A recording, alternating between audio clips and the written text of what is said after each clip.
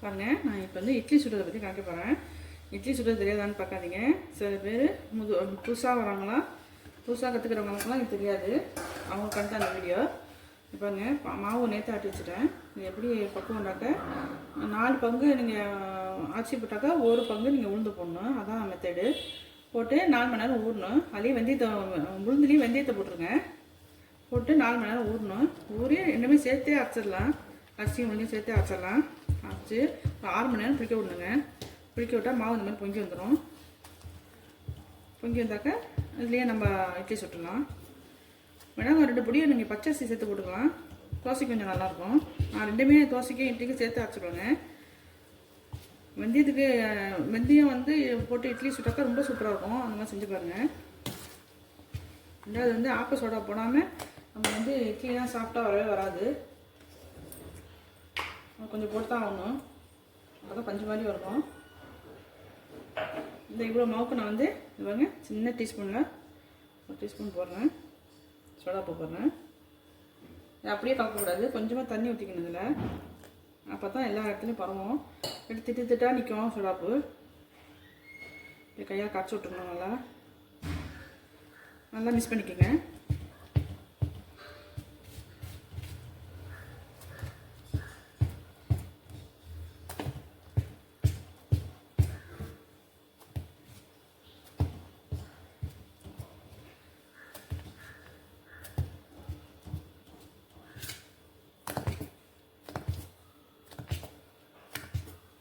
அதாங்க இப்போ இட்லி ஊற்ற ஆரம்பிச்சிடலாம். இந்த மாதிரி இட்லி தட்டு வச்சுருக்கேன்.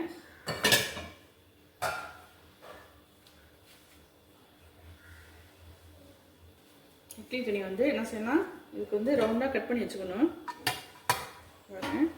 இந்த ஹோலை வந்து விட்டுட்டு மீதியெல்லாம் ரவுண்டாக கட் பண்ணிக்கிட்டு இந்த அளவுக்கு முதல் போட்டுடணும்.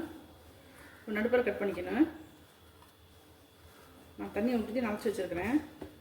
அரைச்சி வச்சுருக்கேன். இப்போ இப்படி இந்த மாதிரி புளி பண்ணிக்கிட்டு இதுக்கு மேலே நம்ம வந்து இட்லி ஊற்றலாம்.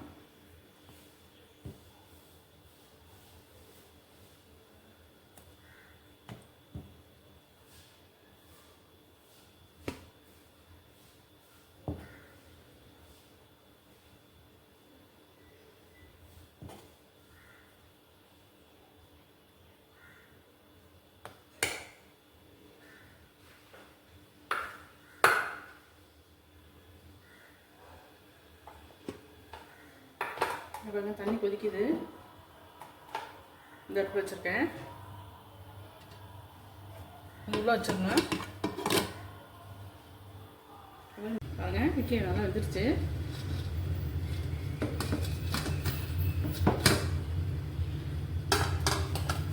எப்படி உப்பு வந்துருக்கு பாருங்க. தண்ணி தெளிச்சுக்கணும்.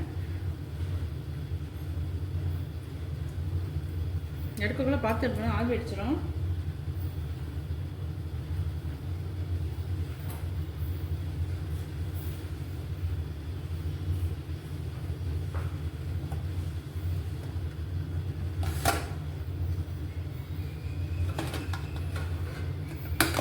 அப்படியே கட்டி போட்டுருணும்.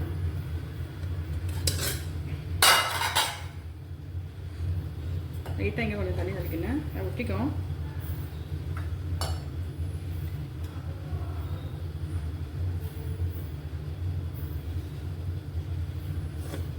பாருங்கள் எவ்வளோ சூப்பராக ஓகே இட்லி ரெடி ஆகிடுச்சு. பாருங்கள்,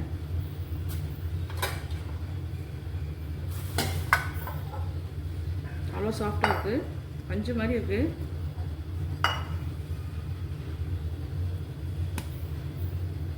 சூப்பராக இருக்குங்க.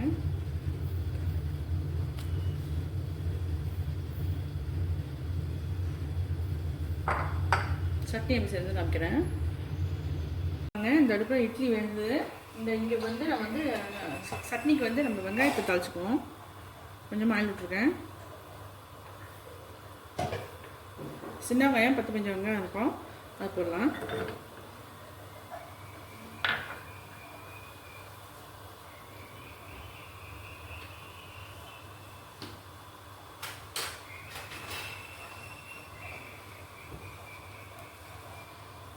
இந்த பச்சை வாசனை பொருள் வரைக்கும் கொஞ்சம் லேசாக இருக்கும். ரொம்ப வதங்கணும்னு அவசியம் இல்லை.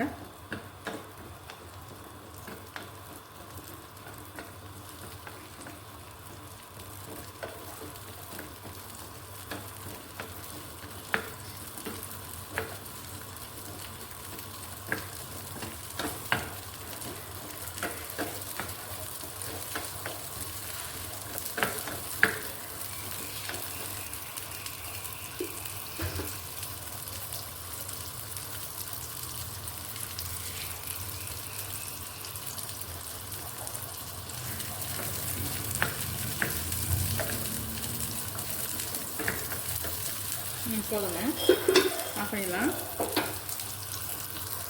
மற்ற சாமான் என்னென்ன போடணுன்னு காமிக்கிறேன் பாருங்கள். இந்த பன்னீர் சட்னிக்கு என்னென்ன தேவைன்னு பார்க்கலாம். தேங்காய் ஒரு மூடி வச்சுருக்கேங்க. வந்து காஞ்ச மிளகா இருந்து வச்சுருக்கேன். உங்களுக்கு காரம் தேவைப்பட்டால் கூட போடலாம். பாருங்கள், பூண்டு பல் 4 பல் வச்சுருக்கேன்.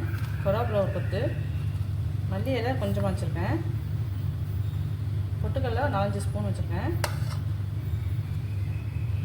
இது வந்து வெங்காயம் சின்ன வெங்காயம் வதக்கி வச்சுருக்கேன். எல்லாத்தையும் ஒன்றா போட்டு அரைச்சிடலாம். அரைச்சிட்டு தாளிப்பில் காமிக்கிறேன். இப்போ பாருங்கள், சட்னி அரைச்சிட்டு வந்துட்டேன்.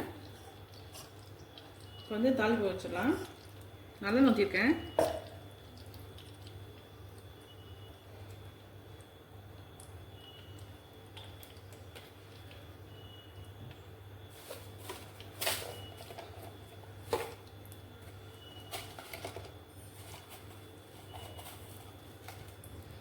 மிளகா 1 இருக்குது.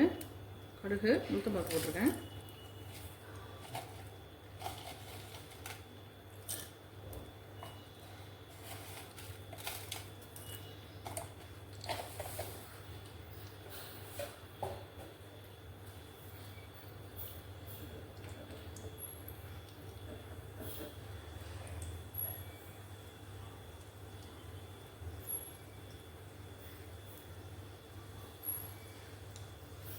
கடுகு வெடிக்கணும். வெடிச்ச பிறகு தான் நம்ம ஊற்றணும்.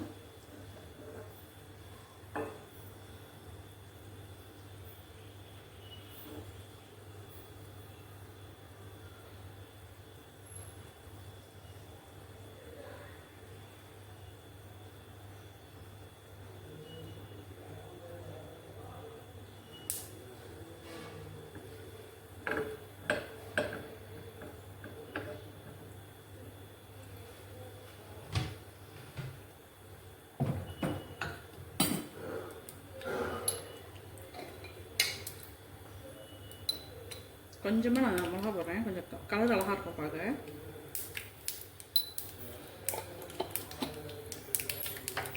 கடுகு பற்றி அடிக்குது. கருவேப்பிலை வச்சு போடலாம்.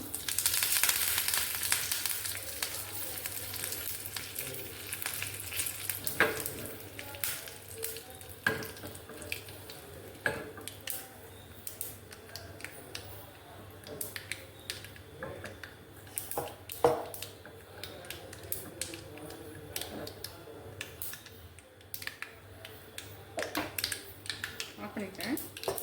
இதில் ஊற்றிடலாம்.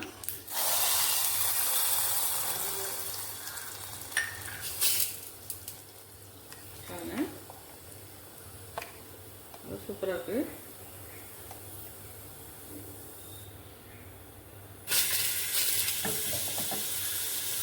இதே மாதிரி நீங்கள் செஞ்சு பாருங்கள். பாருங்கள், நம்ம இட்லியும் சட்னியும் செஞ்சாச்சு சூப்பராக. இட்லி அவ்வளோ சாஃப்டாக இருக்குது. கொஞ்சம் போல் இருக்குது பாருங்க. சட்னியும் ரெடி ஆகிடுச்சு. இதே மாதிரி நீங்களும் செஞ்சு பாருங்கள். செஞ்சு பார்த்து எப்படி இருக்குன்னு சொல்லுங்கள். லைக் பண்ணுங்கள், ஷேர் பண்ணுங்கள், சப்ஸ்கிரைப் பண்ணுங்கள்.